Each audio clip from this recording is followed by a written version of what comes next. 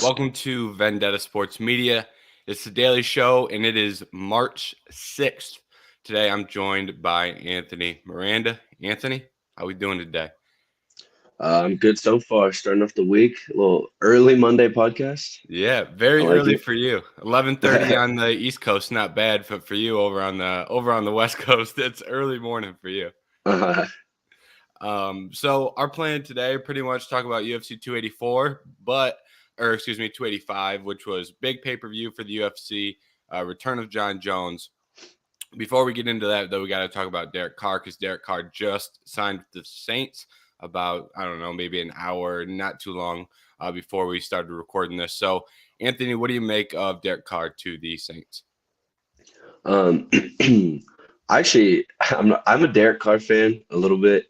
I think he's a little hated, or and amongst some of the people, some of the fans. But I mean, I think he's took a team to the playoffs before. Um, Unfortunately, he was injured when the Raiders were having that incredible season, like way back when. But yeah, I think he's good. They'll have to looking at the Saints. I mean, they got the weapons. They have Chris Olave, although they might be probably losing Michael Thomas. They got Alvin Kamara. Got to get that line better, but I think he's someone that definitely can win you games. I'd say he's more than a game manager. I think he can. He's a little bit better quarterback than that, but I don't mind the fit. I actually like the fit too. So Yeah, I like it. I was surprised it happened this early. I thought it was going to be, another week, maybe another 2 weeks. Maybe the Saints just kind of saw all the quarterbacks at the combine and realized, a lot of those guys were moving up the boards. They probably weren't going to get to one and decided, they wanted to pounce. And they give them 4 years. So, I mean, in that regard, they, I don't want to say all in because we haven't seen the numbers and we haven't seen the contract structure yet. So maybe they're not all in, but 4 years is a pretty decent amount of time for Derek Carr. So I think they're, relatively in on him. And that's, you can't really say too much without seeing the contract. But I'm with you. I like Derek Carr a little bit more than most. I'm not going to sit here and say he's a Pro Bowl quarterback or anything crazy, but, he's not bad. He deserves to be a starting quarterback in the league. I think it was kind of maybe a little early for the Raiders to move off him, but I understand why they did it. I think it's good for him to, get a new team, get a new fit, and kind of see if he can elevate his level of play just a little bit. And then, are you a Raiders fan? Because I know you're out on the West Coast, but I don't know if you're a Raiders fan or if you're a Niners um, guy. I don't know how you feel about these. I do second favorite teams a lot because because my uncle Gabe is a big Raiders fan, so I grew up Mhm. watching them. I'm a Steelers fan personally, but Gotcha. my second favorite team Raiders, and then it's a tie also because my dad's a Chargers fan. I don't know. Yeah, I don't know. I don't know if it's a Sacramento specific, but maybe because we don't have a specific team. But Mhm. I feel like there's a lot of Raiders fans, a lot of Niners fans, and then a few Chargers fans sprinkled in. So I gotcha. I'm cool with second teams. I don't hate them, especially if you're in a city that doesn't have like a major team. Then it makes it hmm because people who like this team and you like this team, so it's like you kind of got people that it's like I like them, so I'm gonna root with them for their team. exactly, So yeah, it's like I because get it. especially since my first team just happens to be like across the country, then I still got to root for my hometown teams a little bit too. So Yeah, exactly. I'm with you. I'm with you. I like them. I don't hate the hometown teams. So, um, mhm. And then now that we got Derek Carr out of the way, the real reason we're here, UFC 285. I've said 284, I think, 4 times today already, but it was 285. The return of John Jones. Great fight card from top to bottom, pretty much. Fun fights stacked all around. But everyone watched and everyone was excited because it was John Jones versus Cyril Gane. And John Jones made it look easy. I think it was around 2.5 minutes. Very, very easy for him. What do you make of his performance, and what do you make of his move to heavyweight? um, I mean, he made it hard to say too much else after that performance. Besides, I don't know, he's him. That's the go. Hmm. He, I mean, that even the nerves too. Watching him walk out at heavyweight. I will say, I don't love the heavyweight John Jones body. I miss seeing that pure, just cut, just ripped, scariest man in that Hmm. light heavyweight. But I mean, he got in there. Like you said, just made it look easy though.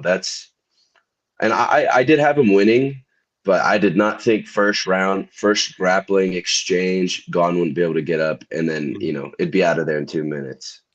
Yeah, I'm with you. I thought he was going to win. Didn't think it was going to be that easy.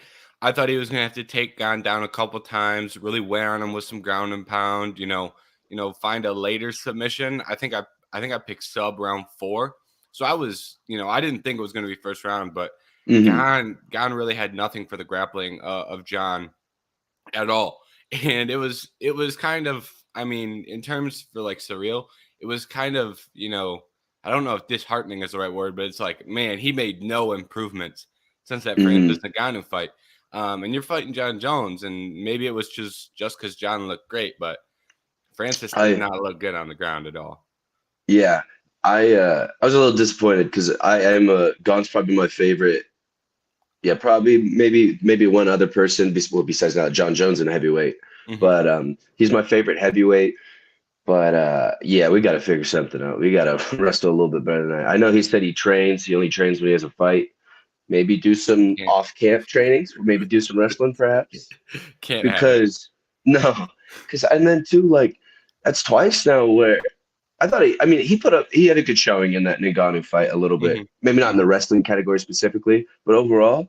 But He won two of the 5 rounds, and he almost won the fifth. So and, it's not like he and got the doors blown off him. That was a good fight. exactly, because I was gonna say I didn't want to say that's twice now he just hasn't shown up because he did his thing, but I just thought he could have won that Ngannou fight so easily, and then he got out wrestled in the fifth. Hmm. So I mean, yeah, I guess that's pretty simple. There's one hole in this game. Just, I mean, you got to improve if you want to become a champ like that and someone that can defend their belt. Yeah, he's a great striker too. Hmm. And I'm kind of interested to hear your thoughts on this. What'd you make of John's striking? Because when it wasn't standing for very long. When it was standing, he landed a nice right hand, but he looked kind of clumsy. Like the movement didn't look right. You know what I mean? Like he looked Hmm. so much more fluid at light heavyweight. He was kind of like stumbling around a little bit. He even said afterwards he didn't feel quite right. So I was like, I don't, because that could be an issue in like upcoming fights if he doesn't figure that out. But like, I don't Hmm. know, he just didn't look that good on the feet, whether it's rhythm or movement, but it just felt a little off. Okay, because I remember what he did say that fight. He didn't look like overtly bad to me, but I will say, Mhm. I mean, even in there was just a small amount of striking. Yeah, he didn't look like great to me at all. I just thought, yeah, it could be maybe like kind of I think like he said the weight the first time being up. Although I mean, well maybe first time because obviously he has been training with that weight on, but maybe first time in front of the crowd, there's little butterflies a little bit, but also I think maybe Gonza intricate puzzle a little bit on the feet, and he's probably a little bit different look than John's going to get from most other heavyweight fighters. So maybe that on top of being like, yeah, his first taste for some live action. But That's a good point. yeah, I don't know. And then it was just tough too because like we haven't seen him fight in 3 years, like anyways. So Some I some ring rust on top of it too. yeah, yeah, I don't know because do you believe in ring rust? I think it's generally true. I do think you can shake it. Like I think Okay. like Dominic Cruz has talked about that, where it's like he'll shake off the ring rust, so it doesn't really affect him. I think Hmm. there's a way that you can. I think there's a way where you can make it not affect you. I think you can shake it, and there's things you can do, but I think probably 75% of guys who go out for 2 to 3 years get that ring rust. And for John, like it's his first fight at heavyweight too. So now you're Hmm. dealing with the weight gain and the ring rust. So it's like now Yeah. you're working with two things at once. So for him, it's probably really hard to shake, I bet. That's pretty much where I'm at. I'm sure like I would agree with ring rust. I could definitely see that, but I would also think you look at someone like Dominic Cruz that you probably there are ways to get around it, or it's not a universal thing. Some people maybe can get out of it, Hmm. but yeah, I don't know. Once again too. We only got 2 minutes. I would love to see more Yeah. than like the first however long 30 seconds of striking. It felt a little anticlimactic, honestly, because A I'm little bit. so I'm so pumped up to see John Jones 3 years off, and the fight itself. Like even when he had him in the guillotine, it was like great guillotine, but it like the angle the camera was at, like you weren't really expecting a finish. It's not like you're Hmm. like, oh, is he gonna get it? Is he gonna get it? It was like all right, this doesn't look too crazy. And then there's a tap, and you're like, whoa, like out of nowhere. Just like it was kind of anticlimactic too, where it wasn't really. It was a great performance. I wouldn't say it was Mhm. like a great fight in terms of like it wasn't like Shavkat and Neil where they're duking it out. Yeah. Great performance, you shouldn't have to, put on an amazing fight. But from like a viewership standpoint, you didn't really learn much about John, I don't think. Yeah, I would say so. I think that's a great way to put it. And then it's always going to be it's John Jones. If he has a great performance, it's always going to be super fun. Hmm. And it's going to get people hype and like how many countless Snapchat stories I saw of like people saying "goat" after and Yep. stuff. But I will say, yeah, it wasn't. I mean, it would have been hard to live up to how much hype this was bringing, but yeah, it wasn't that. Great fight, like just war to like cap off the return, but still, nevertheless, like good win and everything, good performance. Yeah. Do you think he's the GOAT now? Because before this fight, I'll be honest, I had George St. Pierre. He was my GOAT before this Still fight. GSP. Yeah. I think after this fight though, in my mind, what I said was that basically like the big difference to me in their resumes was George St. Pierre's second belt at middleweight against Bisping. That was the Uh-huh. one thing. And for me, like now John's got the second belt at heavyweight against the real Gon. So it's like the one thing that I think George St. Pierre had in terms of like in the octagon like resume, Hmm. John just matched and probably won up because I think that heavyweight belt against Surreal is a little bit more, I think that's a harder accomplishment than Yeah. getting the middleweight belt against Bisping, who literally had one eye at that point. So Yeah. I love GSP, nothing against him, but I think this, moves John ahead of him, and I don't think there's much of a discussion there. Yeah, he was probably mine for a number of reasons. John Jones was always like, or was also, um, like the person that kind of got me into MMA. Mm, So like, there's a little bit of bias there too, for other reasons. But I mean, yeah, I don't know. I think it was probably John Jones. I think it is now after seeing everyone's reaction to. I would love to if he could defend. Me personally, I kind of as I've watched more fighting and got away from this, I've always kind of said you're not really champ till you defend it, at least the hmm first time. hmm But which now, I mean, I don't necessarily agree with as much because obviously you get the belt, that's all your hard work, you got it. But I think if we're talking legacy wise and stuff like that, you got to at least have a defense too. But yeah, I think I mean besides without like getting into everything too, I think there's GSP is definitely like Mr. Clean Cut, and there's always those little red flags and still a little bit and like asterisks with John Jones getting Yeah. popped for something. So I would probably say yeah he's the goat to me. But then again, if anyone ever starts like to question that stuff, then it's kind of hard to argue against. Yeah, I think the only way you can poke a hole in this GOAT argument is through like all the out of the octagon stuff.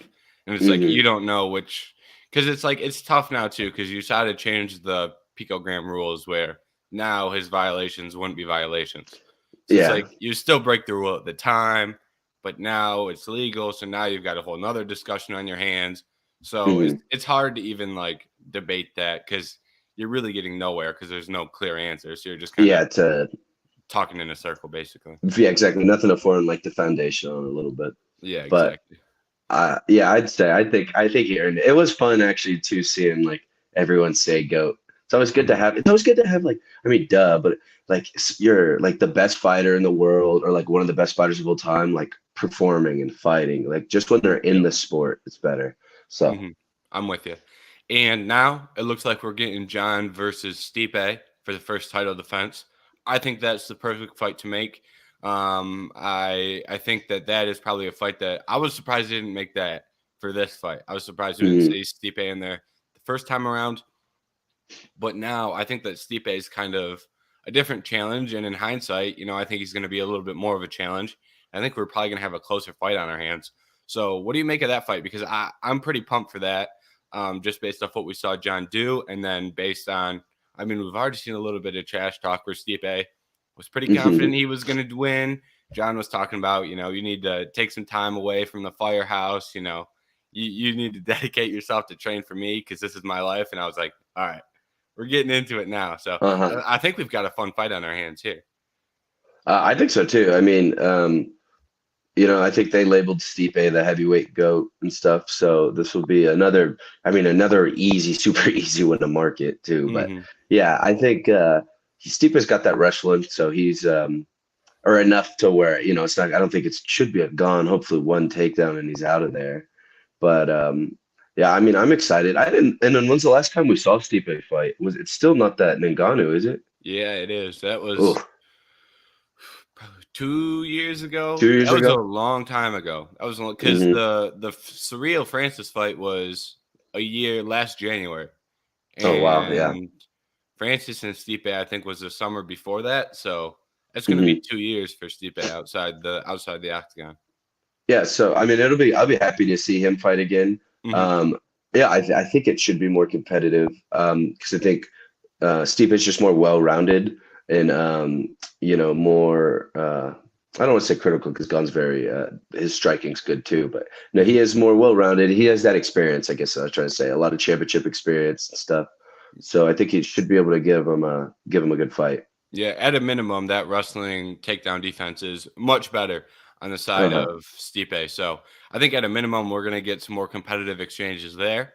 And then if Stipe can stop that takedown, then we're going to be able to see how John's striking really looks. I think Yes. that's an interesting part of this fight for me is if John can't get that takedown early and often, how does that striking look? Because we talked about it earlier. Um, it's a little concerning, just a little bit. I don't want to say a lot, but a little bit. I just think it's also hilarious that we're actually mentioning John Jones and wrestling again. Because where was this at against Dominic Reyes, like Hmm. Thiago Santos? And I don't remember if he fought Anthony Smith before Yep. that or there was one other person. Yep. Like, I was sitting there, like I said, being John Jones, John Jones fan, like watching that. And he's like, he doesn't look the best, honestly. He wasn't looking the best in those last Nope. couple fights. Wasn't getting the job done with his striking. And then in my head the whole time I'm like, okay, well, where's the wrestling? This could be an easy win. Just wrestle Santos. He doesn't have ACLs right now, or yeah, or wrestle Dominic Reyes. But I Hmm. am glad. I think in your video, didn't you said use it or lose it, right? Yeah, because Talking about. And yeah, I thought that was a great point. I was like, maybe he just doesn't have it anymore necessarily at that, maybe at the level, because yeah, because he just hasn't done it. But I mean, he showed. yeah, that was the main point that I made in the film study because I highlighted his takedown offense as a weakness, and I tried to like make the point that like John isn't a bad wrestler, but I think he's just gone away from it so much to where he lost it. And it's like you can get it back, but you have to put on the wrestling shoes, get on the wrestling mats, and go wrestle. And to me, it looks like he Mhm. did that. And he talked about it in the lead up a lot, where he was like, he said the thing about like Francis trains in a pretty kickboxing gym and I'm in here wrestling. And I was like, all right, Mhm. that's basically all I needed to hear for like John to get his wrestling back. I think it honestly was like you can get overconfident. Like I'm this great That's what I was gonna say. wrestler. I'm not going Mhm. to train my wrestling. I'm tremendous at wrestling. I'll go work on my hands a little bit, get my striking better. And you haven't trained wrestling for 6 months. You go out there and can't get the takedown, and now you're screwed. That might have been what happened for all three of those fights, honestly. Yeah, I was wondering too, because maybe if he was getting stagnant, because like I don't. I mean, I don't understand this, but because obviously I'm not a world class athlete, but the maybe like if you just get bored a little bit and like you could beat him with your wrestling, so you don't do it. I've heard Yeah. some people kind of say that, but um, I was. See, but it also makes him so much scarier too now. Now that he like wrestles again, like it just I Hmm. don't know, it just makes obviously it makes him better, but it does make it more fun because that's like the baddest man on the planet thing. It's just like another thing you have to worry about. And his ground and pound is lethal too. When he gets on top with the elbows, I rewatched the Anthony Smith fight, and he had Anthony Smith in the fetal position, and he's throwing like knees to the body while he's on the ground. And I'm like, Uh-huh. man, that's just gotta add. He's like covering his mouth. He literally is just taking an open palm, covering his mouth, and kneeing him in the body. And I was like, man, that's gotta suck just to like get Uh-huh. beat on like that. So he can do that to guys where if you can't get the takedown, you can't though. So That was I hope another he comes back. thing. My bad. That was another thing that you reminded me of in the film study though was because like obviously you got wrestling and stuff, but when I haven't seen it in a while, but when he does get someone down, that how vicious his ground and pound was. Like Yeah. I do, because then obviously, because I haven't, like seen any fights recently. Obviously, his highlights, but yeah, Mhm. just he's a problem. That's why Yeah. he's the goat. Yeah, exactly, exactly. And then Valentina Shevchenko in the co-main, I think she was on, the path of being a potential GOAT. Alexa Grasso comes in, gets the rear naked choke finish. Very interesting fight too, where we were in a position where I think Valentina won 2 of the first 3 rounds. The 4th round, I think she was probably going to win that too. Throws a spinning kick. Alexa Grasso snatches up that back and gets the rear naked choke finish. Very interesting fight, and now we've got Alexa Grasso as a UFC Yeah. champion. What do you make of the performance? First off, I think shout out. I think she's the third Mexican champion we've had in the Mm-hmm. UFC. Mm-hmm. So Viva la Mexico, real quick. Always got to root for them. Always, always. Um, but I think, I mean, I'd be lying if I said I thought she was gonna win. Like, um, not that she specifically like didn't have a chance but I just always follow. I fall into the trap. Same thing with Amanda Nunes. I think was it last year when she lost her belt. You see people win for so long, and then you see the other people. I feel like also when the challengers fight challengers, there's never really like super like this is putting a stamp on it, like come out pure definition win, like I just dominated.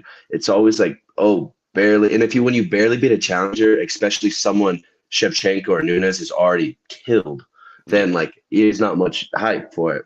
Mm-hmm. But And to um back that, Grasso was coming off a win over Viviane Araujo, who mhm, lost on the prelims.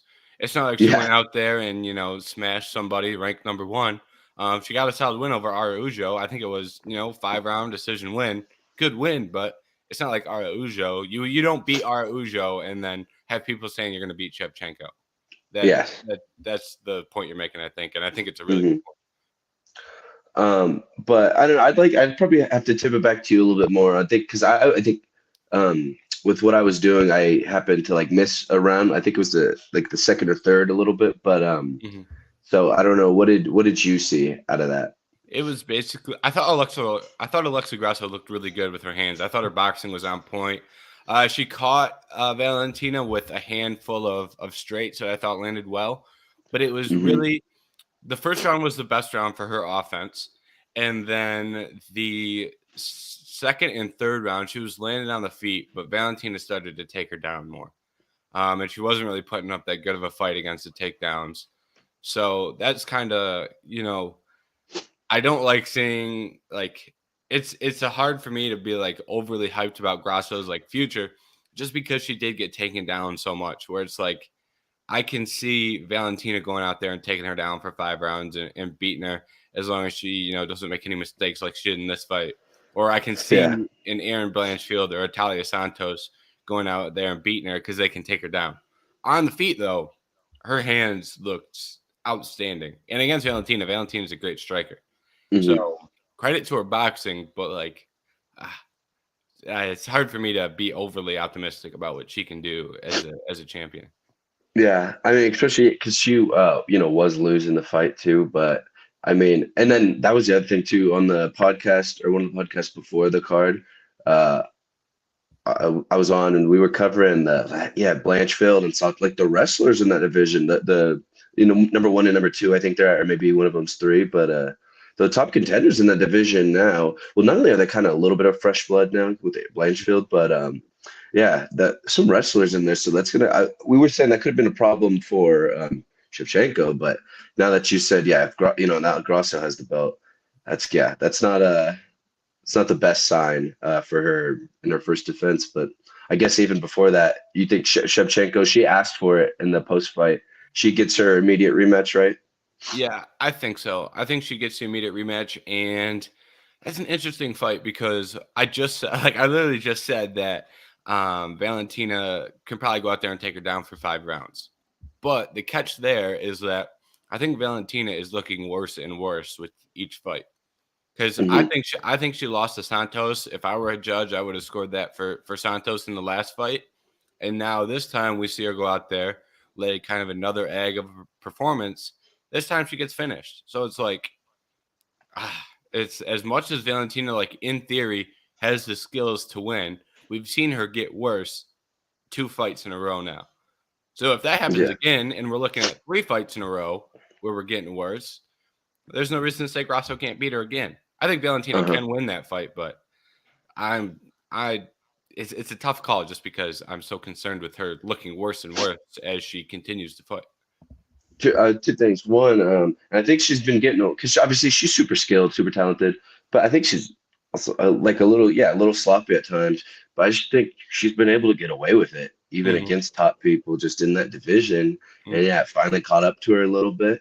And unfortunately, I mean, Gross, all props to Gross, just how Yeah. fast she hopped on that though. Yep. Too like she messed up for a second, and Grosso just literally pounced on it and Mhm. got the dub with the rear naked choke.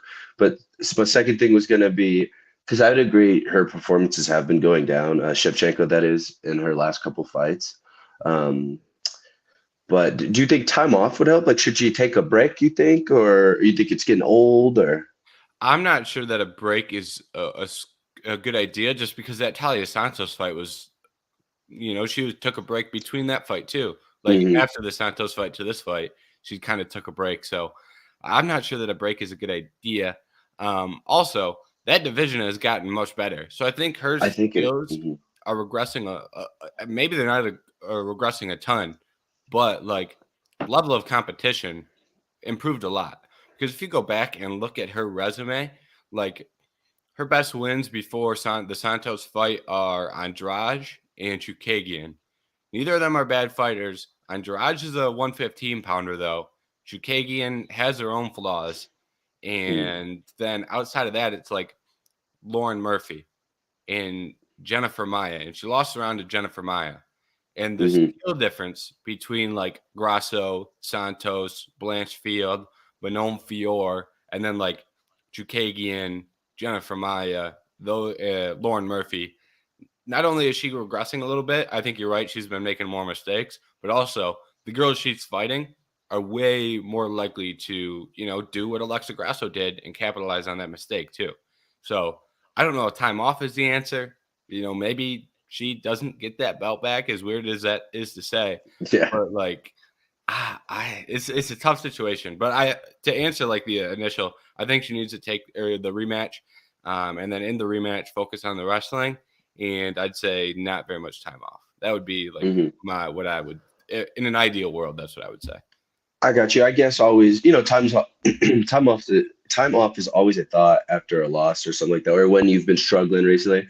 But Mhm. I think no, I think you're right. Just because, like I said, there was fresh blood earlier, but once you sat there and broke it down, just the skill difference between some of the new people and the older people that have been there for a while. I think yeah, I think you're right. I think the competition's catching up a little bit, Mhm. which is Mhm. actually great. Honestly, that's I'm Yeah. excited for that. Like just listing all those names, I'm excited for the weight class going forward. I think that's a lot more interesting than just seeing Shevchenko beat up on someone that we know she's going to beat up. So Yeah. I'm cool with it. And then in the co-main, or excuse me, not the co-main, the fight before the co-main, we had Shavkat Rakhmonov and Jeff Neal put on the fight of the night. Great fight, and I think Shavkat Rakhmonov is kind of at this point. I think we're looking at a title contender. Before everyone was saying he's a prospect. I think now we're looking at someone who is definitely a contender. I don't think he should get a title fight right now. I think we need one more fight. But I think it's a great showing against Jeff Neal, and he went out there and outstruck Jeff Neal, which I think is more indicative of what he can do with his hands. Because Shavkat's a great grappler too. So I don't know if I'm all in on Shavkat just because I'm a little concerned with his striking defense. I think he gets hit a little bit too much. But offensively, tremendous. Great grappler, great kicks, great jab. He snapped Jeff Neal's head back with a strong jab a couple times. I really like Shavkat, and I'm kind of pumped to see what he can do. And that was a great fight there. hmm I really like Shavkat. I think I don't know why for because it's not like even because normally when I like really like fighters, I'll go watch like interviews and stuff like that.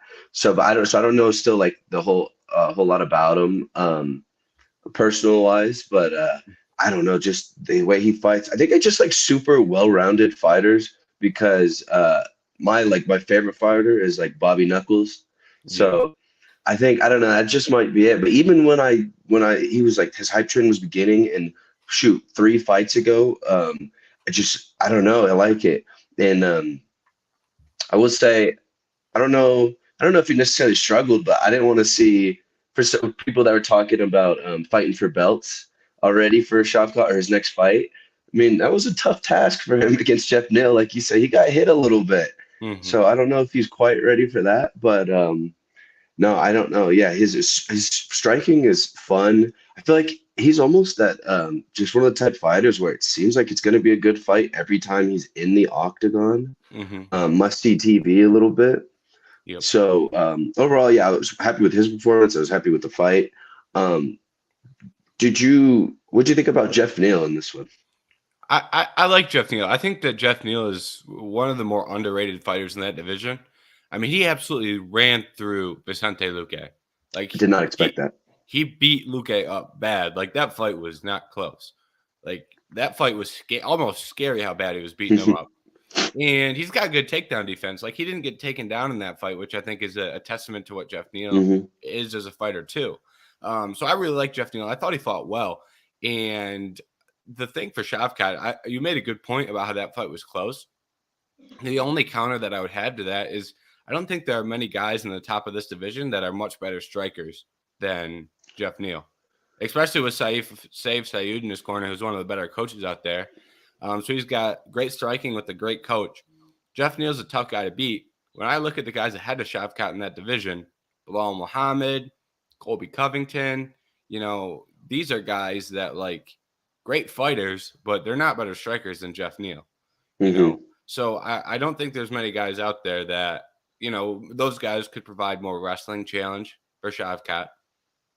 But I don't think many guys are putting hands on him like Jeff Neal did. Leon Edwards maybe I think could like go out there and land some shots like Jeff Neal did. But even then, if you're fighting Leon, that means you did something right in your career because he's Yeah. he's got the belt, or you're fighting him coming off a loss for the belt, which then Hmm. makes you the next person to fight for the belt if you win. So, but that division's got a lot of grapplers that he can probably outstrike. Is the point I'm making here? Yeah, I got you. That's kind of why I was kind of bringing it back to Jeff Neal because I mean it was a good fight, but that's why I think, like you just said, most underrated fight in their division. That's kind of what I was leaning towards. I was going to say, or is Jeff Neal just kind of that good a little bit? Because I was trying to look up, see who his last fights were. I remember, Jeff oh, Neal because what is threw me off, I got him. okay. With because yeah, I was going back a little bit because I remember I first got like really introduced when he beat like Nico Price and Mike Perry. Mhm, And then he kind of just, it happens. He couldn't figure out the Wonder Boy puzzle. And I feel like the stock kind of dropped immediately after it started to rise. mhm. And then, and then I'm a Neil Magny fan, as in I think he's another underrated fighter in that division. So he lost to Neil Magny, but He was also yeah, injured in both those fights, apparently. uh-huh. Yeah, because I remember he's dealt with a lot too. Yep. But yeah, like you said, just I honestly picked Luke against him because I had liked Luke's last couple fights, just demolished him. Mhm. And There you then go. now this one, I don't know if you remember the line, but it wasn't pretty. No, it was shoot, -400 Shavkat maybe? It was Exactly. not a close line fight at all. And then fight of the night. So Mhm. I don't know. I guess yeah, I didn't know which one if there's is that much of a red flag that uh Shavkat struggled a little bit, or just props to Jeff Neal because I mean, even though you struggle, there's nothing wrong with struggling against a high ranked fighter too. Mhm. But and then I'm glad. I think his striking looked good, but if you want to point it out a little bit, some of the problems, he does need to shore up the striking defense and figure out something with his hands. Yeah. I think the striking defense is my only concern, and that's like that I in itself is a red flag just because striking defense is so important, but it's also poking holes in a guy who's really, really good. Like Hmm. I think he could go win a belt with that being a problem because he's so good Yeah, at grappling and he's so good offensively. So it's like, and fighters can have flaws, right? It's not like you can't have flaws. I'd rather have, honestly, striking. He's got a good chin too. It's not like he's got no chin and he's getting hit Hmm. with no chin and knocked out. You can play that game a little bit more if you've got a chin. It's risky. I don't think it's a great idea, but when you're that good offensively, that good wrestling, that good with your submissions, very crafty submission too, standing rear naked choke, Hmm. outstanding finish.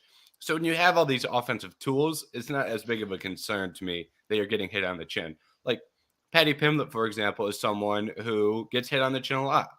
Difference between the two is Shavkat Rakhmonov outlands the other guy while he's getting hit on the chin. He'll Yeah. outland him for a minute and a half and then get clipped once or twice. Hmm. Patty Pimblett can't hit you with his fist, and then he'll be getting hit with his fist. So a lot of the Yeah. things around the striking defense are fine, even though that's one small problem if you want to poke holes. Okay, I agree. Because and then that's so funny too. Because as we were talking about this, I was just thinking in my head, at least his striking defense has shown us one thing is that he has a good chin. Yep. But then again, yeah, I don't know if that's something you want to test really when you get up there to the say like the top three and the champ. Yeah, But exactly. I mean, overall, yeah. I mean, not much else to say. I thought both of those fighters' stock Mhm. rose. I think Shavkat just once again performed. Super fun fighter to watch. Super entertaining. Hopefully, got more fans. And now I'm excited. Did you? I can't remember. You mentioned some of the names earlier. Did you have a specific prediction maybe for the next Ooh, fight? Didn't he? He called out Covington, right? yeah, he called out Covington. That's what I was going to ask you. Who you think he should fight next? I like the Colby fight, and I like a Bilal Muhammad fight. I think those are the two.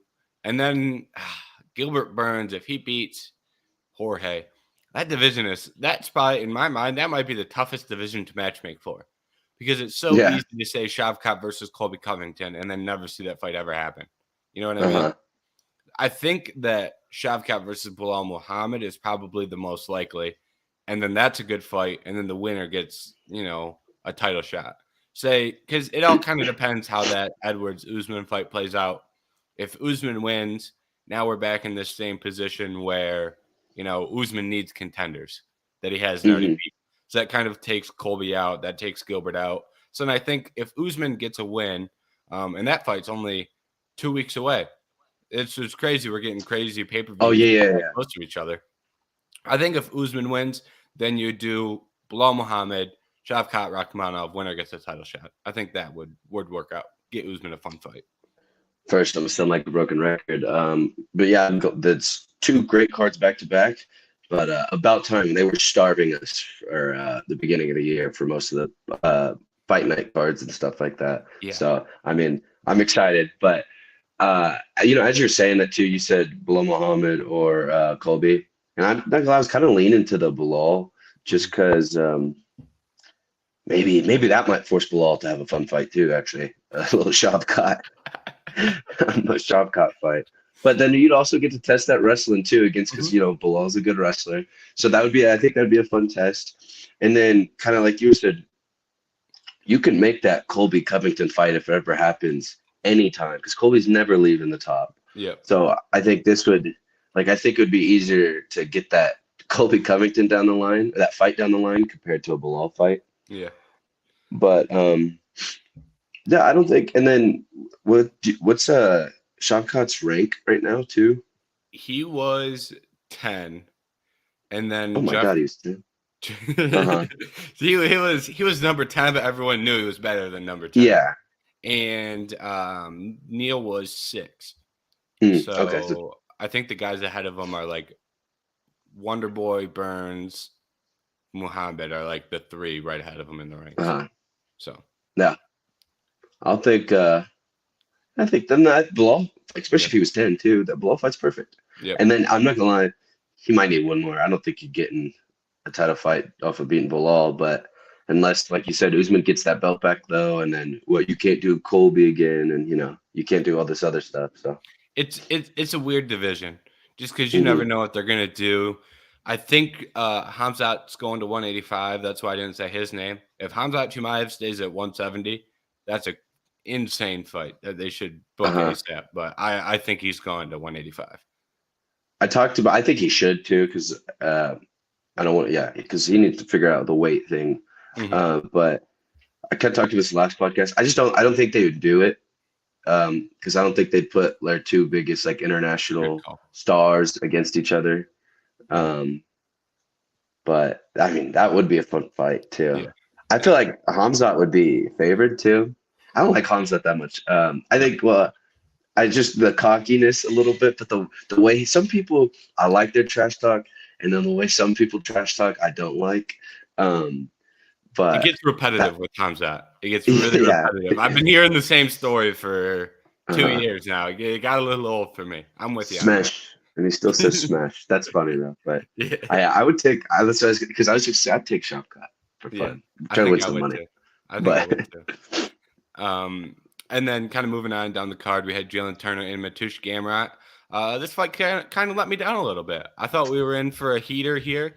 Didn't quite get a heater. You know, Mateusz went to the wrestling, which I think was smart. Yeah, I'm not saying it was a bad idea. It was a smart game plan. Um, Turner struggled a little bit defending the takedown. He was able to work back to his feet.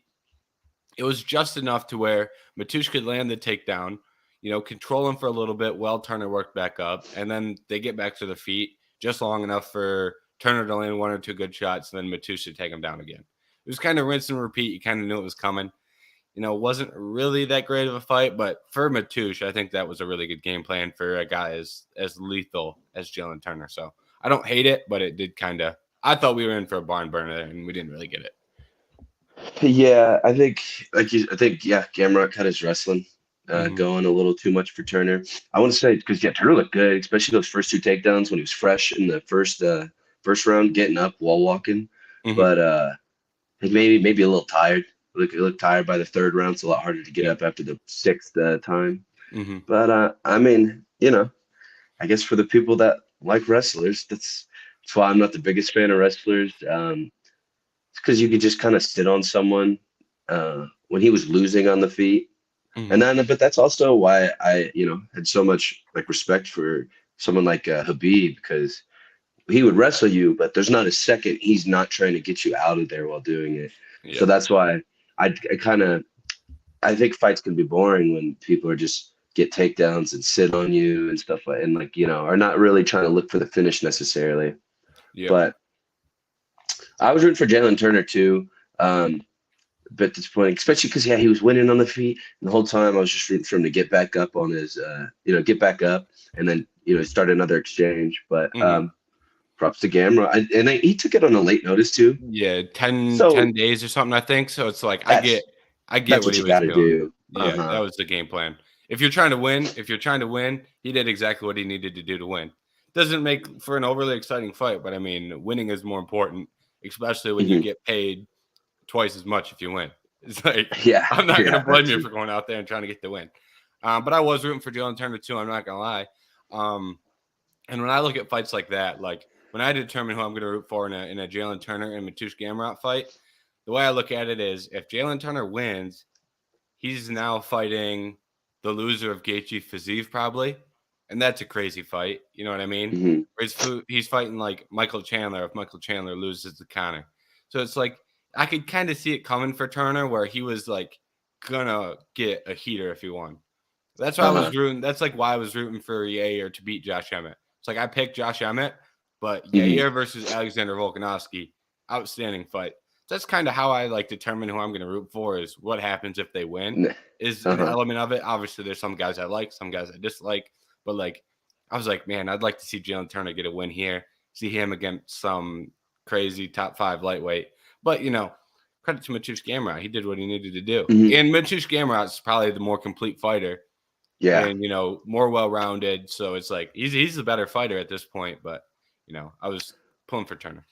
I was gonna say, I still think Turner impressed me though a little bit. I think big Mm-hmm. step up in competition from what he's been or when Yep. he was fighting, Mm-hmm. and that shows you for sure. I mean, we kind of knew the striking was going to carry over, and he's long, and he's going to cause the same problems because you know length or whatever. That doesn't really change. It doesn't matter if you're fighting top tier guys. That's just a problem for Yep. some people.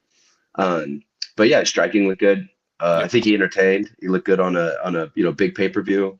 Mm-hmm. But you work on the wrestling a little bit. Gamrot's also that's a tough dude. He's one of the top wrestlers. Yep. Um, but yeah, and Turner then that shows you. Oh, Turner was also booked to fight Dan Hooker too. That was the original fight that got canceled. So And that was but that's kind of like a heater, maybe not on the same highly ranked level, but I think Dan Hooker's super fun striker, so that would have been a good one too. yeah, and point there is that he probably wasn't training for the wrestling at all. Dan Hooker's probably not Hmm. going to go out there and take you down much. So I can't imagine that was a focal point of his game plan. If he had 8 weeks for Mateusz Gamrot, I think he probably practiced his wrestling a little bit more. So short notice kind of burned him too a little bit, I think. Still, he's Yeah. got to defend the takedowns, but Hmm. that's another element there where might have messed with him a little bit. I'd agree. Actually, if you put it that way too, because like you give him a full camp too, then I'm like, ooh, Yeah. maybe maybe he doesn't get taken down as much. Um, but I mean, yeah, I thought it was still a good fight. Like I was able to Mhm. enjoy it, even Mhm. though I had a bit higher expectations. Yep, I'm with you. Um, but I mean, yeah, Gamrot got the win. Also, real quick, I didn't realize I can't remember because I don't know still a whole lot about Gamrot. Was he Polish? Is that the Yes, I'm pretty sure. Yeah. because I couldn't quite remember the flag, but I didn't realize how tough like the language barrier there was with him almost. And when they went into the corner and the coaches were trying to talk to him, that's and then I also don't know him, so maybe that's just how they were talking to him. But it seemed like he kept asking the same question, and they were trying to explain like or help him with the fights. I think he kept asking like, did I win the round? Did I win the round? Did I win the round? Yeah. So, but that must be kind of tough then though to have it seemed like, at least just from the short snippet, the language barrier of trying to talk to your fighter in the corner like that, especially in high pressured fights. But Yeah. I just thought that was interesting. That's a good point because Matusz is from Poland and he's got he speaks English, but it's not like outstanding. Like Hmm. he still struggles a little bit, and he trains. I think he's at ATT. I want to say because Mike Brown was in his corner. So Okay, yeah, yeah, I don't know if he had another guy with him there that spoke Polish, but none of those guys know Polish. They're all uh-huh. in South Florida, so that's a good point. I didn't really think of because it's tough, I guess, if you're like Yeah. really struggling to understand what the corner wants from you. I had just noticed it because they had to repeat themselves so much, and Mike Brown was trying to really like give them some insight.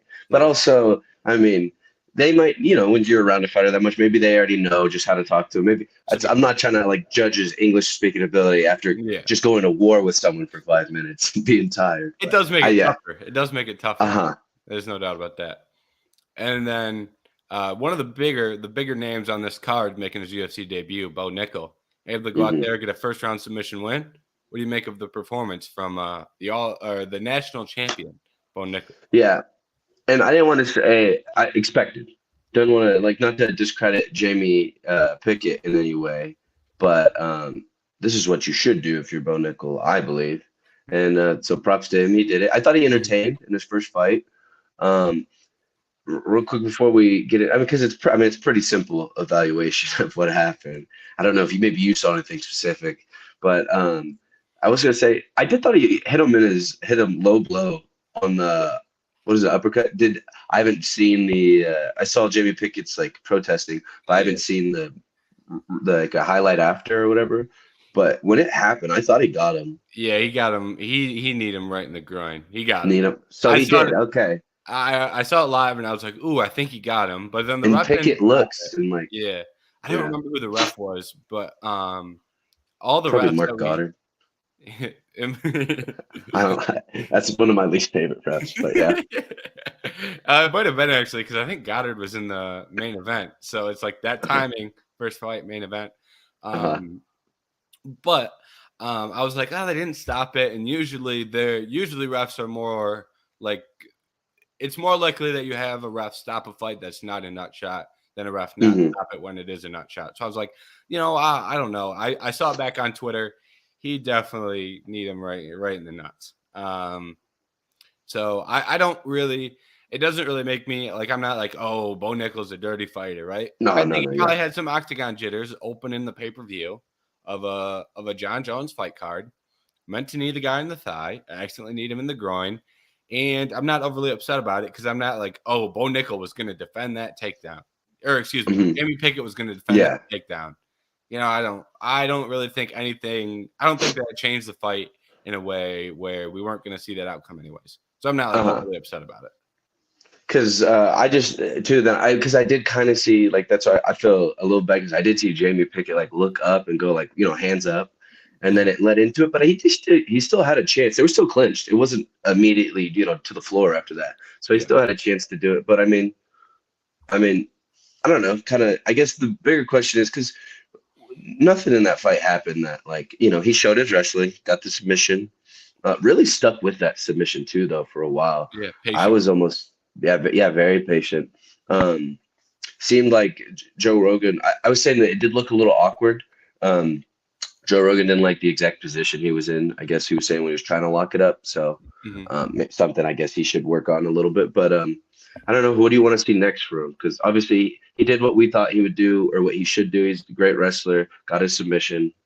But yeah, Yeah. I think we see a lot with Bo Nickel where guys are like, oh, he could fight in the top 15 right now. And I'm not sure that he can't, right? He could probably go out there and take some guys down in the top 15 and submit them. But the issue is once you win enough fights in the top 15, you can only go up. And then once you start to go up, there's some guys in the top five you could probably beat. Izzy and Pereira, right? Those guys, their two biggest weaknesses are their yeah, wrestling. And I'm not going to say that he can beat those guys right now. Maybe he can, because his wrestling's that good.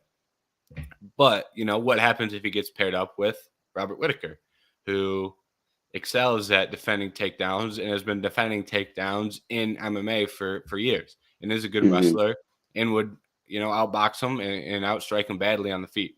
So with that in mind, I think they take it slow, right? I don't think there's any reason to speed this up. He's young. Let him rack up a highlight reel in the UFC. Let him get 4 or 5 unranked wins against guys. Right now we're at Jamie Pickett. Jamie Pickett's probably, with all due respect to Jamie Pickett, he was 1-2 in the UFC and on the verge of getting cut. Right now, you're 1-3, and I don't think they cut him after it takes the yeah. Bo It's not a Nickel fight. fair matchup. Yeah, exactly. He also didn't know who Bo Nickel was. He's Yeah, I like, saw that. he's like, I don't know, I didn't know who he was, and now here I am fighting one of the best wrestlers on the planet. So, basically, I just think you give him a slight step up from Pickett, then you just keep that slight step up, slight step up. Let him work on the striking in the gym. Let him work on the subs a little bit more in the gym, and then when he gets in the top 15, he'll be more well rounded. I think that's the smartest thing to do with him. I agree because also I think he's one of the things because there's a hype train behind him a little bit, but it's not like I don't want to say traditional one in a sense because I feel like it's not like when you get international fighters like obviously the Patty and stuff like that. Like I don't think there is like that level for sure, not Patty level, but like you can build them up. I'm not dying to see him go fight like top tier people. I wouldn't mind. I'm just interested in him, and I keep tuning in for him. But I Mhm. want to see, yeah, like to build him up, because like I don't know, he can wrestle, but I want to see the striking. I want to see. Hopefully, next time they actually pick someone this next fight, I wouldn't mind them picking a wrestler. I love because he's not going to lose to wrestling, I would assume. So Yeah, I mean, exactly. pick someone that could defend a takedown a little bit, just so we could see the hands a little bit. Mhm. But yeah, I think, and then that'd be perfect too, because not only would we get to, just get another fight, get more, finally get maybe answer some questions on the striking and what level that's at. But yeah, then I think it's only going to build up more fans because I still think even though there's hype around him, I wouldn't call it like the biggest hype train yet. You could definitely still build him and mold him into like the star you want. Also, Yeah. he's pretty good with the mic too. I've enjoyed that a little bit so far. Yeah. Nothing. I think he's got a lot of superstar potential, and I think that was a good point you made about his hype, where he doesn't bring fans in. Is I think is the difference, right? Well, I shouldn't say that, but he has a lot of the people that really think he's going to be really, really good are guys like are guys that know the sport. Like if you ask Daniel Cormier, for example, he'll tell you a lot of positive things about Bo Nickel. If you ask any wrestler that's in the sport of MMA, they'll say a lot of positive things about Bo Nickel. But the difference with guys like Patty and Hamzat Chimaev is they bring guys who aren't MMA fans to MMA. Bo Nickel, I think, is bringing college wrestling fans into MMA. College wrestling isn't a massive sport, and there's already a big crossover between college Mhm. wrestling and MMA, right? So I think he's bringing in some fans, but he doesn't bring in as many fans as Patty, Hamzat Chimaev, these guys. And I think a lot of people who really think he's going to be good are already fans, right? So it's already like there's the hype, but it's not anything that's like outside of the sport of MMA yet, I don't think. Yeah, that's I agree. That's what I was going trying to say. I think a little bit. I think you got it. Um, and then yeah, perfect. Exactly like you said, bring in the fans, but then I liked your idea of slowly bring them up because then Hmm. all that's going to do in the long term is bring in more fans, and then hopefully I don't know. It's kind of also he's probably an unranked people. I don't know if you have a specific name. It's not as easy to do it when versus the ranked fighters earlier. But Yeah. would you want him to see a face a wrestler, or do you still want him to probably get one more finish? So just give him another Yeah. striker or something like that. I'd have to pull up the full roster and scroll through Yeah. names for somebody specific. But I'm with you on a wrestler because I think even you're not going to find any outstanding wrestler. You're not going to find someone That's who's good enough at wrestling in or the bottom tier of the division. yeah, you're not gonna find another Bo Nickel wrestler that's unranked. Yeah, so I'm with you. Find someone who's good at wrestling. You're not going to find someone who's good enough. Someone who can make them work a little bit harder. Just because MMA wrestling and college wrestling, there's some different elements to them.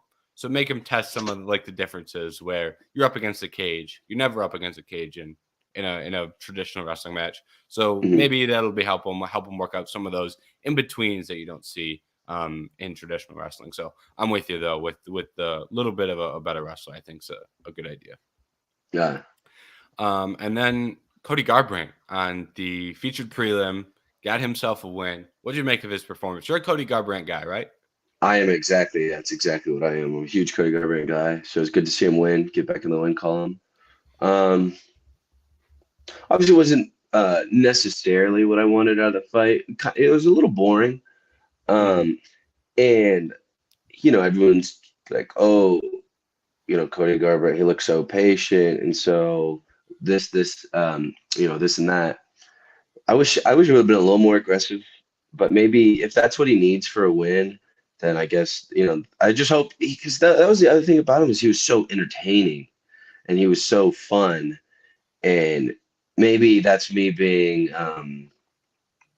shoot, I can't think of the word, but I was taking it for granted as a Cody Garbrandt fighter, and maybe that's why he was happy to get knocked out because he'd get into firefights too much. But Hmm. I think there is, if that was the baseline of him trying to fix that, I think we could meet in the middle somewhere of him still being a little more active, having a little more output, but not necessarily putting himself in danger. And then I Yeah. also think it could have been a little bit of the was it Trevin Jones, right? A little bit of Trevin Jones just was very inactive. And I think Yep. it was kind of hard to fight against that and to make an entertaining fight when someone was like, shoot, landed his like second significant strike with like 10 seconds left in the first round or something. Yeah, I agree. I don't think the fight was very entertaining, and I do think that's if I'm assigning blame, a lot of people assign blame to the winner. I think that's more on Trevin Jones, right? Hmm.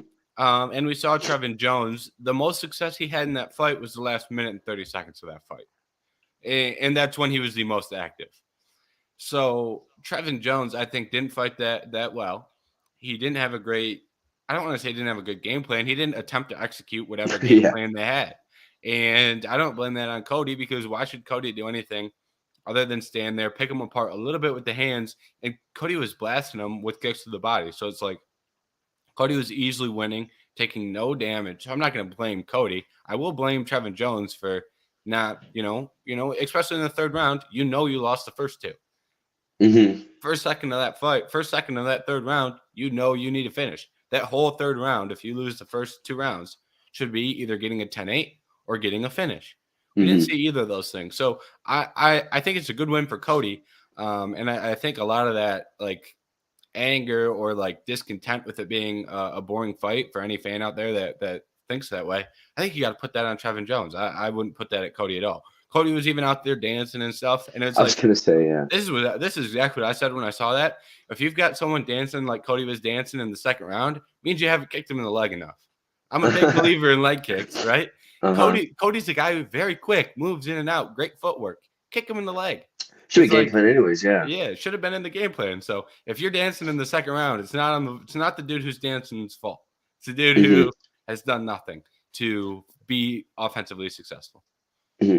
And then I 100% agree. And then also it's a lot, I will say, even though Cody's doing his thing, he's winning. It's a lot more fun to watch him dance when he's like dismantling Dominic Cruz rather than dancing in front of someone that's like thrown two punches. It's a But good point. It's a good point. I think, but yeah, his hands look good. I think they always will till he gets old. Till he Yep. gets, and I'm not talking like MMA old. I'm talking like till he's an old man. I think he will still have the fastest hands, probably. The hands will never So go. The hands will never yeah, so the boxing looked good. I did like, yeah, like you said, a lot of kicks. He was ripping the body. I don't know go. if that was a new game plan, new thing, skill he's been working on, or just the way the matchup worked out and what he was giving him, what Jones was giving him. But I can't remember if he tried to shoot once, Yep, but I was, he landed one solid takedown.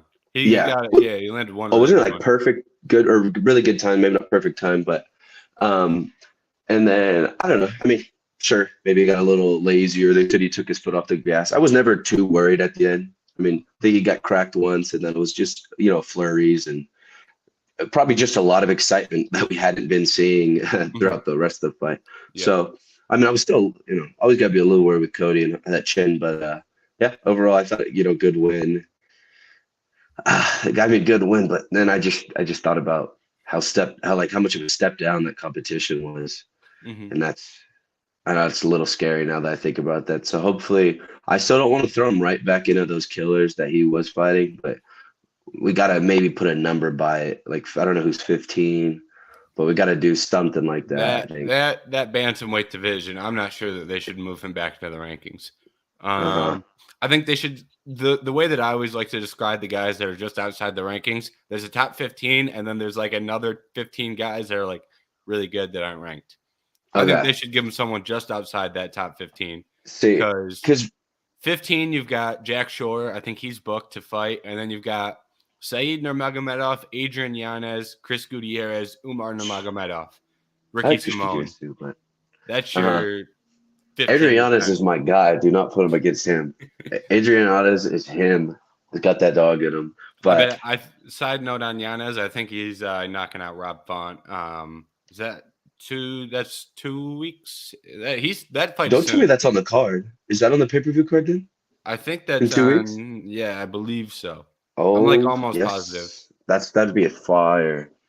I think real quick then because you're right too. I was saying 15 because people will still when there's a number by someone's name, but if not, I was gonna say I also like I would think, and then we would know this, the people just out of the 15, but give them a fighter that I just didn't want to. Don't give them another like super mid-tier person, maybe, but don't give them maybe I'll leave the 15 alone, but someone that's either been in, came out, or just not there yet, like maybe in a fight or two, they'll be ranked. So Mhm. someone like in that level though. I'm with you. I agree with you on that. And then back to Yanez, that fight is on the Pereira Adesanya card. I thought it was the Usman card. So, Okay.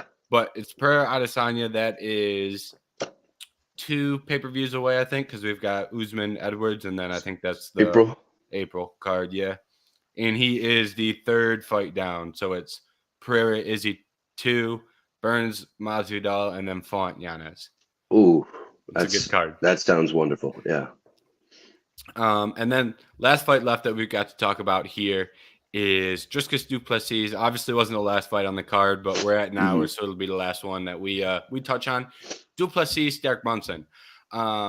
This fight was very, very strange. These guys both looked pretty bad. I'll be honest, I was kind of embarrassed for the sport of MMA because that's the type of fight that you see boxing fans. Boxing fans would like post clips from that and then be like, "Look at this guy, 5 versus 10. Are you kidding me?" Uh-huh. It's like those Yeah. guys.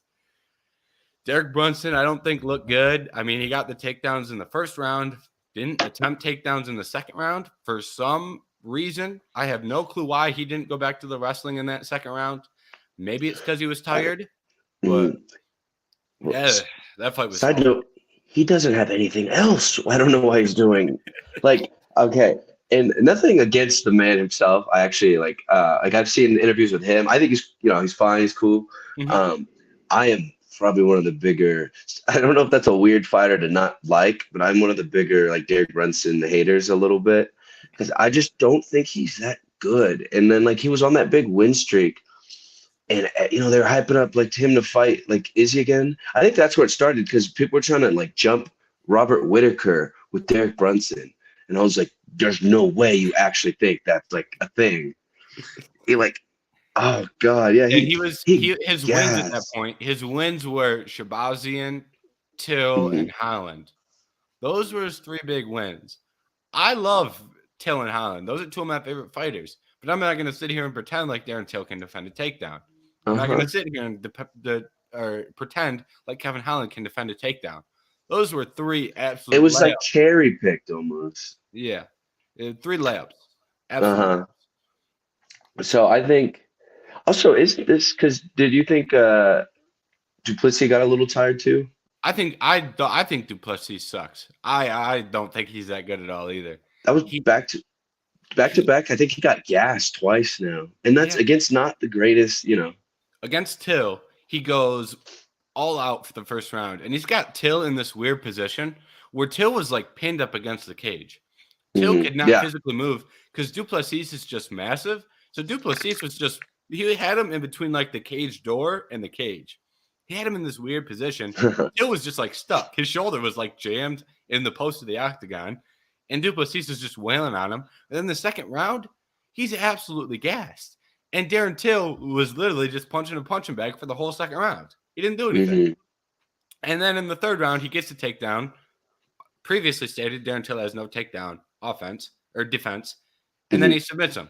Darren Till, if you put one hand around Darren Till's neck, he's tapping. Same thing happened against Brunson. He's got the rear naked choke for 3 seconds and he taps.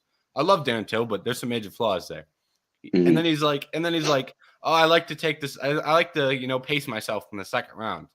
Duplessis said that, and I'm like, dude, it's a 3-round fight, and you're taking 1 round of a 3-round fight off. It's Yeah, like you're an idiot. That's not how it that's should great. work. He coming up to he's showing up for 2 rounds and that's it. It's like, what are you gonna do in a 5-round fight? Are you Uh-huh. gonna take 3 of them off? What are we doing? Yeah. And he has no. I'm not a fan of Duplessis. His offense is just no like technique at all. He Hmm. throws weird punches. He was landing, but he's fighting Derek Brunson, whose worst skill is his Oh ability my. to move offensively on the feet, defend punches, defend kicks. No, like anything skill for Brunson in terms of striking defense. Yes. Or Derek Brunson. Like if you thought Shavkat was bad, like Derek Brunson's that times 10 and like twice on Sunday, everything. Chin up in the air, like doesn't get his hands up. Oh my. It's And crazy. then I mean, I don't know. The fight, what it was. I think, like I still root for Derek Brunson. I don't mind sometimes when he gets to wrestling. I don't know how he gets that tired, but Yeah, um, I think he needs to retire. really, I Yeah, mean, I'm not opposed. I he's think. 39, and they've thrown him the towel 2 times in a row. Oh yeah, who was his last fight against? Cannoneer, he got Oh, they threw in the top for that. Yeah, people thought he was gonna win that, and I was like, I don't think so. But I will say also real quick shout out to corners should probably throw in towels more Mhm. in UFC and MMA. I don't think it's quite accepted yet, but I think that was perfect. I thought it was a great way. You got to protect your fighters, so I'm with you. I And it like was that just too. it was strange because he was just laying there like with his hands like this, and then he eats a big right hand in the ground and pound, and it's like he wasn't defending himself at all. Like even What are we yeah, doing? trying to. It was strange. But I'm with you. Like there's other fights that corner could have easily thrown in the towel, whether that be Mhm. like Jamal Hill Glover Teixeira. There's moments in there where it's like, oh, this is getting ugly. And it's Yeah. Glover Teixeira, so it's not as bad, but there's a lot of MMA, Cater Holloway, Hmm. there are a lot of these guys that like do not like Cater was very adamant, like, do not throw in the towel on me. And it's like, Oh dude, you were getting yeah, he was in concussion protocol for like 6 months after that. It was bad. yeah. No, for sure. So yeah, because I'm not gonna lie, I'm pretty competitive. I might be like, don't throw in the towel. But Yeah. after the fight, I also might be watching the fight back and be like, you guys didn't see anything in there? Like you weren't worried at all? But Yeah. I wanted to say, so if you don't like the other dude too, Driscus, right? Is Yeah. that his first name? Yeah. Driscus? Hey, Um, Driscus just beat Derek Brunson, who's number 5. So who does he fight next? Paulo oh, Costa, Delitse, Vittori, Whitaker, all those dudes run straight through him. I'm putting badly. the mortgage on whoever he's fighting. I bet Brunson at plus 200 and thought I was like the first round. I was like, yeah, here we go, Uh-huh. and I then he took doesn't Brunson wrestle. too. Yeah, Uh-huh. it was for me tough night on the best bets article because Uh-huh. I had Turner, Brunson. That's killed me. I had Jones and Cody Garbrandt laid with Turner, Yeah, and I was optimistic about the decision, but I knew it wasn't happening. yeah. I ended up making out okay though. The best bets article didn't do well, but I had a 9-legger that hit Oh, for plus just 900. I can pick fights. uh-huh. Very well. But the second I'm like, all right, I'm going to take this underdog, put him in best bets, does not hit. Oh my. Yeah. 9 leg, you're a maniac. We love to see that. That's heck of funny. I also got John Jones at plus 130 the second the fight got announced. So I was sitting Yeah. on that, which was nice. Oh my God. He ends up Yeah, but moving at to 130. yeah, opened at plus 130. So I took that then. And so Mhm. I ended up getting lucky. I can't hit any bet that I put in best bets, which kind of sucks, but I'll Yeah. hit other bets I make, which is whatever, I guess. But I guess that's how it goes. Uh-huh. I mean, overall, I enjoyed that. I thought it was a good Yeah. card. Mhm. Um, I think I was kind of saying this in the build-up, like it shows you when they try to deliver a good card, they can. So Yep. I was excited. Good to see John Jones back, and then I'm also excited for the next pay-per-view already. Yeah. Also, the fight nights are Ooh. great. These for this month, like I'm actually excited for that too. We actually get to watch a fight on Saturday now too. Yeah. They put on the graphic, and this Saturday's fight night there's 3 ranked fights on it because they moved the Krylov Span fight to this Uh, Saturday. And then it's got the does Jan that count as a Murad. ranked fight? I'm just kidding. Light heavyweight is kind of a weak division, but they are ranked. Yeah, And then yeah, I got you. Romanov and Volkov. So 3 good fights for a Uh, fight night. And then they've mhm. got the pay-per-view. And then they've got Sandhagen versus Super Cheeto. excited. And then I think it's back to pay-per-view with Oh my God, yeah. Adesanya. And then the week after that is Holloway and Arnold Allen. So the next 5 events Ooh, are banger, banger, banger, banger, nonstop. So the it's schedule's good. heating up. Yeah, it's good to be a UFC fan right now. It is. It is.